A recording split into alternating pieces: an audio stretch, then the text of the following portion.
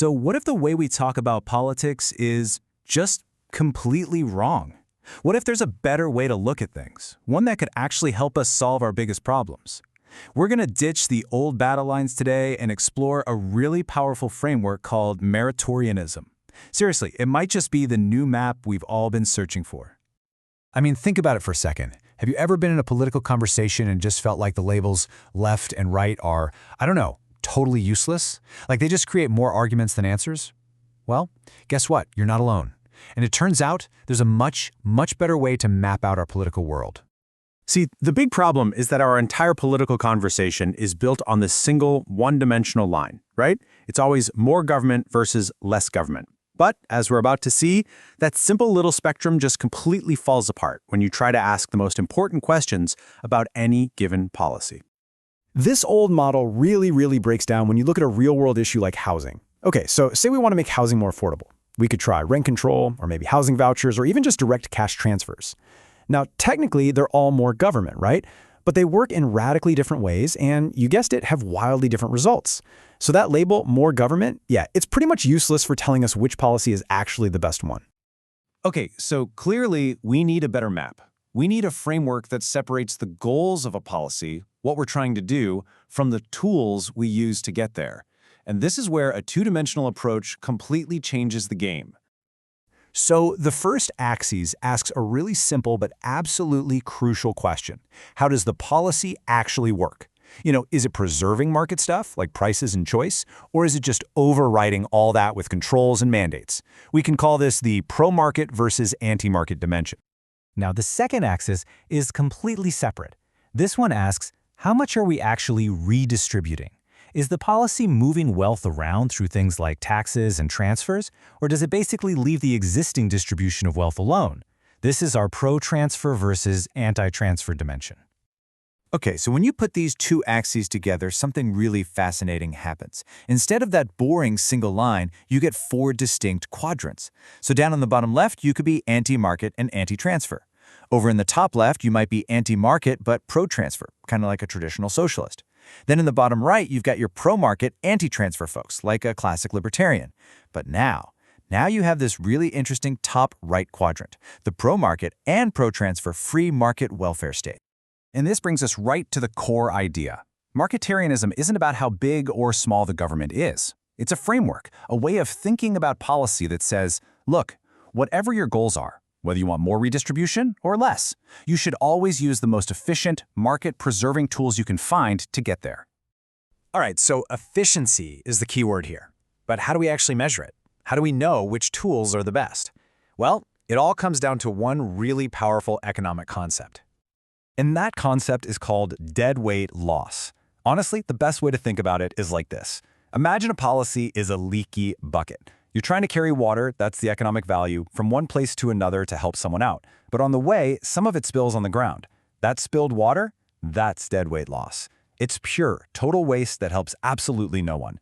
So the Marketarian goal is super simple. Use the bucket with the fewest leaks. And believe me, some buckets are incredibly leaky. Take rent control.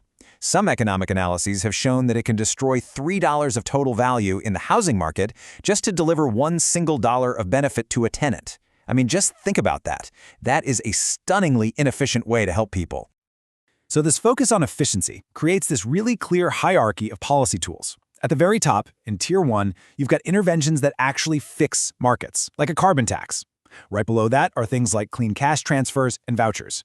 But way down at the bottom, you find the leakiest buckets imaginable, price distortions like the minimum wage, and quantity restrictions like zoning. A Marketarian always tries to solve a problem with a tool from the highest possible tier. Okay, I know this might sound a little bit abstract, so let's make it concrete. Let's apply this framework to some of the most heated debates we have today. Let's talk climate change. The typical debate is just stuck, right?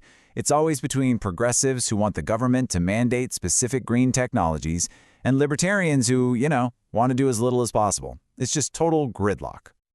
The Marketarian approach just cuts right through all that noise. It says, hey, the core problem here is that pollution is free. So let's fix that market failure. Let's put a price on carbon. Then We can let businesses and consumers, the entire market, figure out the cheapest, most innovative ways to avoid paying that tax.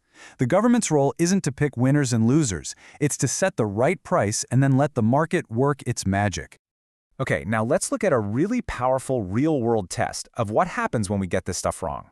Back in the early 2000s, this massive wave of import competition from China hit American manufacturing like a tidal wave. And the impact was just staggering. We're talking about almost 2 million American manufacturing jobs disappearing in a relatively short period of time. This was a classic economic shock, creative destruction on a massive, massive scale. But here's the really crucial point. At the time, the U.S. had a very weak safety net, very few of those efficient cash transfers to help those workers transition. And what was the result?